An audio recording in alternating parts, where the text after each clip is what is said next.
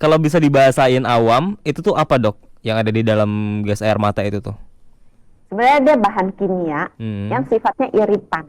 Jadi karena dia iritan oleh tubuh kita nih, Hmm. dianggap sebagai sesuatu yang berbahaya gitu. Sehingga Oh. tubuh kita akan memberikan perlawanan. Hmm. Dalam arti tubuh kita akan mau melindungi dirinya sendiri. Iya. Nah, bentuk perlawanannya inilah yang kemudian akan diterjemahkan sebagai gejala. Contoh, Hmm.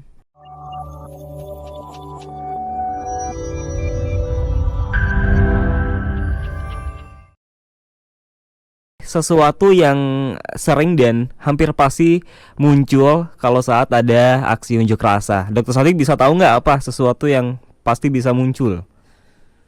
massa, Kenapa? massa, Masa? Ah, iya bener ya, masa. Kalau nggak ada masa nggak ada demo cangcimen, dong. Cangcimen ada bener. ya, Yang ada, tukang aqua, iya bener. Yang ada hampir satu lagi ini dok. Biasanya abang kalau, ojol, oh iya bener abang ojol. Nah, biasanya kalau udah hampir nggak selesai-selesai, udah aparat, aparat ya bener. Kalau nggak ada aparat bahaya. Satu lagi dok. media, Ini kayak main media. ini kayak main kuis jadinya ya.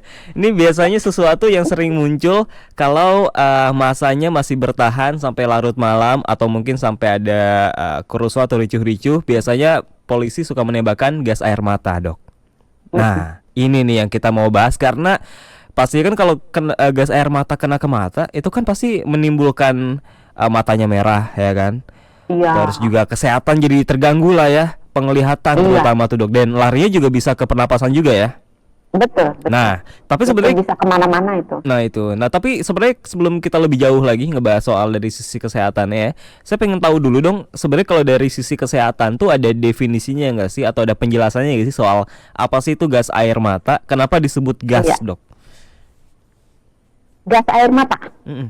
definisinya ya berarti ya. Iya. Nah, gas air mata, walaupun namanya gas, Mm-mm. sebenarnya dia bukan gas. Oh gitu. Iya, Sebenarnya apa? sebagian besar gas air mata yang dipakai di Indonesia Mm. itu adalah jenisnya yang CS. Jadi dia bahan kimia yang bentuknya solid, padat, yang ditembakkan melalui alat dengan tekanan, Mm. yang isinya sebenarnya itu adalah bahan kimia Oke. yang fungsinya untuk dalam tanda kutip membuat orang untuk sementara waktu kehilangan reaksinya, jadi bubar gitu. Mm-mm. Nah, bahan apa kimia ini efeknya itu tidak mematikan Oke. dan biasanya hilang dalam waktu kira-kira 15 sampai 30 menit setelah orang yang terpapar Mm. itu menjauh dari sumber gas air mata dan membersihkan diri. Oke. Jadi gasnya ini sebenarnya isinya bahan kimia yang bentuknya padatan. Sebenarnya ada juga sih yang cair ya, Heeh. gas yang kalau di Indonesia banyaknya yang padat, jenisnya yang CS. Kalau yang cair itu yang CN gitu. Nah, yang Oke.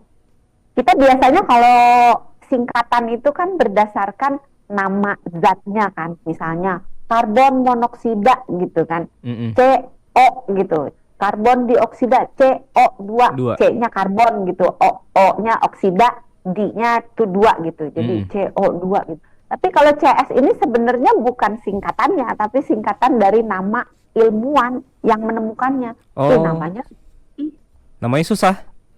oh, Siapa emang? itu biasanya kan Mas Wicak gitu ya. Ini namanya Corson and Stoughton. Maaf ya, yang punya nama kalau salah di spelling gitu ya. Itu ilmuwan dari mana, Dok? Ilmuwan dari Inggris kalau saya nggak salah. Oke, dia yang menemukan senyawa atau bahan kimia yang akhirnya dipakai untuk gas air mata.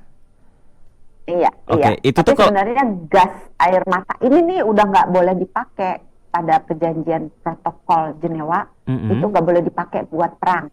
Oke. Tapi entah mengapa diperbolehkan untuk menyelesaikan kerusuhan gitu, membubarkan, Oke. menenangkan, menanggulangi kerumunan yang A- dianggap berpotensi berbahaya. Oke, artinya selain di Indonesia ini udah nggak dipakai atau gimana, Dok? Masih dipakai, Walaupun di tapi perjanjian. tidak untuk berperang. Oke, baik. alasannya kenapa dok? Ini tuh nggak boleh dipakai. Apakah memang tadi kan dokter Santi katakan bahwa senyawa atau bahan-bahan kimia yang ada di gas air mata sebenarnya tidak mematikan, ya kan? Tapi kenapa Ya, akhirnya tidak boleh dipakai? Dan karena apakah ini dianggap sebagai senjata bahan kimia. Dan senjata ini bahan? juga menimbulkan perdebatan di Oke. kalangan antara yang pro dan yang kontra dengan gas air mata. Heeh. Bahan kimianya tuh sebenarnya apa sih dok? Tadi kan dokter Santi bilang kalau Bahan kimianya, Mm-mm. namanya susah, Tadi kan dokter Santi bilangnya Nih ya, apa CS ya kan? Nah CS di dalam ah, CS ah. itu ada apa aja bahannya tuh? Klorobensilidena-malononitril. Coba ulang. Aduh, saya nyesel nanyanya ya. Oke, kalau kalau Kalau kalau yang CS, klor, itu yang CS ya. iya. Yang CN, klorasetofenon. Ayo ulang. Klor Kita asetofenon. skip aja gimana ya. Oke, kalau kalau Kalau yang bisa. CS, Mm-mm. kalau yang CS coba ulang. CS itulah Ya pokoknya itulah. pokoknya panjang. Kalau kalau Kita bisa skip aja. kalau bisa dibahasain awam, itu tuh apa, Dok? Yang ada di dalam gas air mata itu tuh? Sebenarnya dia bahan kimia yang Hmm. sifatnya iritan.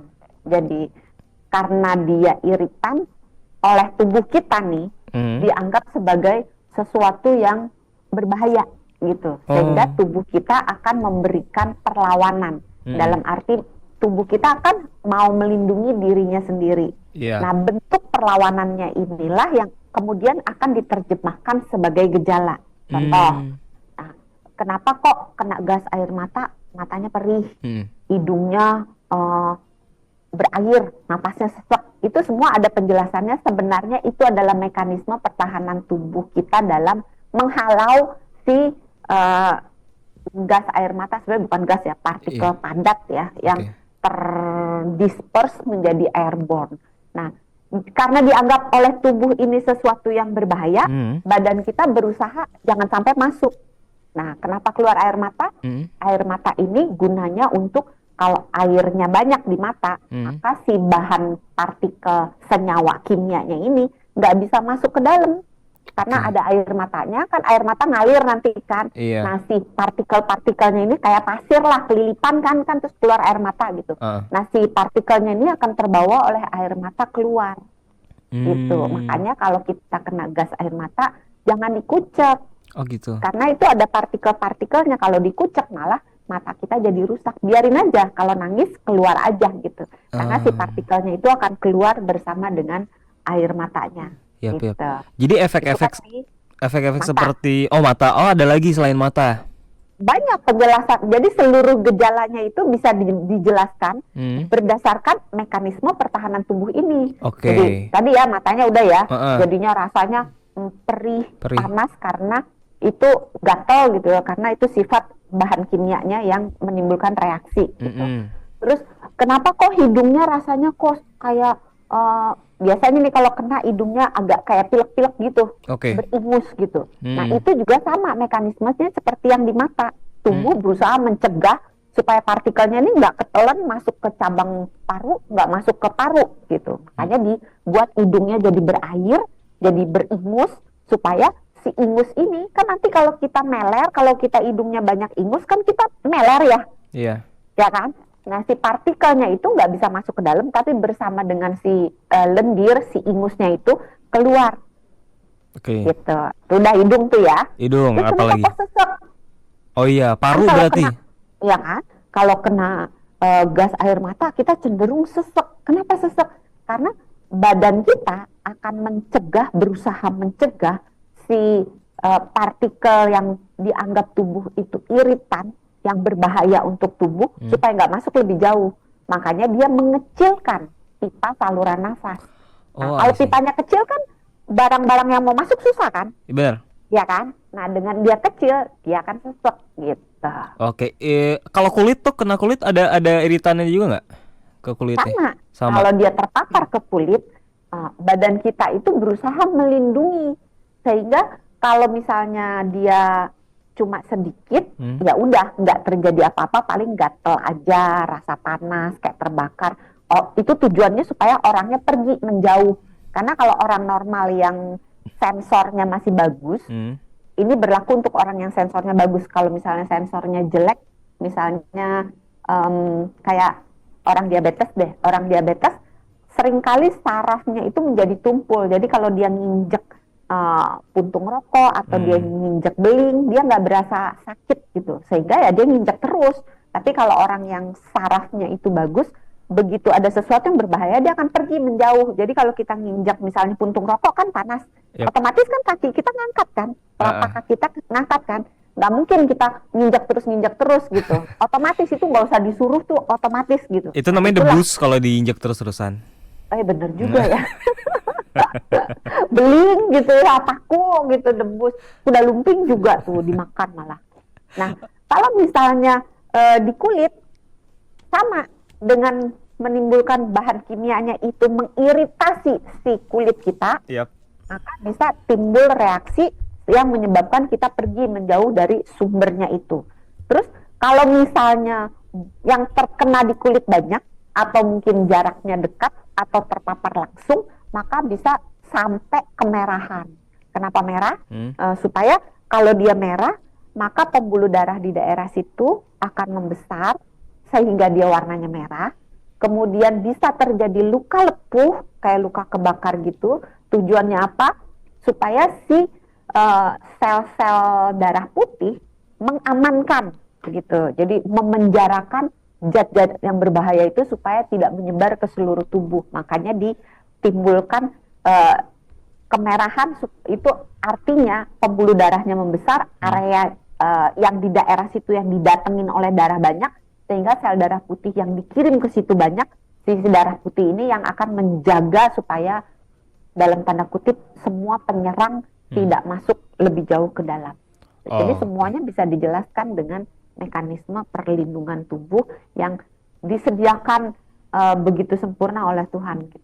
Jadi kalau ini amit-amit kalau orang terkena gas air mata terus muncul matanya kemerahan, kemudian hidungnya apa tadi terasa berair, sesek, itu tuh bukan artinya dia kenapa-napa, tapi justru menandakan bahwa imunnya dia sedang bekerja begitu ya? Iya, sedang bekerja untuk membatasi zat-zat yang berbahaya itu. Bahkan kalau misalnya nih kita kan nggak terlepas ya orang di dalam kerumunan itu, entah kita sekedar lewat atau memang demonstran atau bahkan polisinya kalau dia tidak menggunakan alat masker yang proper, itu bisa teriak-teriak kan, panikan, wah lari gitu. Nah, ketika dia membuka mulutnya, maka sebagian dari partikel yang ada di gas air mata, senyawa kimia itu masuk ke dalam mulut dan bisa ketelen. Itulah sebabnya mulutnya akan rasa kayak agak terbakar gitu.